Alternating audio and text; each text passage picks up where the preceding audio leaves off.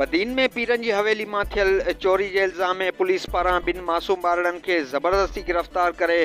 घरनि अंदरि दाख़िल थी चादर चौदीवारी जो तक़दुस पामाल करण ख़िलाफ़ वारसनि पारां ऐवान सहाफ़त अॻियां एहतियाजी मुज़ाहिरो वस वारनि खां इंसाफ़ जी घुर। तफ़सील मूजिबि बदीन जे पीर मलूक शाह पाड़े जे रहवासी बेवा मिसमात अज़ीज़ा ख़ासकेली पंहिंजे वारसनि सां गॾिजी ऐवान सहाफ़त अॻियां एहतियाजी मुज़ाहिरो करण खां पोइ प्रेस कॉन्फ्रेंस कंदे चयो आहे त पीरन जी हवेली मां थियल चोरी जो इल्ज़ाम आणी मुंहिंजे ॿिनि मासूम ॿारनि 10 साला फारूक ख़ासकेली ऐं 15 साला इरफान ख़ासकेली खे गिरफ़्तार करे लाकअप करे छॾियो आहे। वारसनि इल्ज़ाम हणंदे चयो त बदीन पुलिस बिना वारंट ऐं लेडीज़ पुलिस जे घरनि अंदरि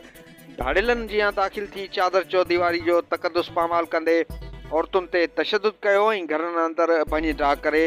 बदतमीज़ी कई आहे। मुतासिर औरत ऐं संदन वारसनि मूजिबि त पुलिस तरफ़ां संदन मासूम ॿारनि खे बेगुनाह चोरी में फासाइण जी कोशिश कई पई वञे। हिननि IG सिंध सेशन जज बदीन DIG हैदराबाद SSP कोट बदीन खां मुतालबो कयो त बदीन पुलिस तरफ़ां संदन गिरफ़्तार मासूम ॿारनि खे फौरी तौरु आज़ादु कयो वञे, न ॿी सूरत में उहे SSP ऑफिस आॾो एहतियाजी मुज़ाहिरो करे धरणो हणंदा। रिपोर्ट अली मोहम्मद शाहाणी, लाड़ वाइस न्यूज़ बदीन।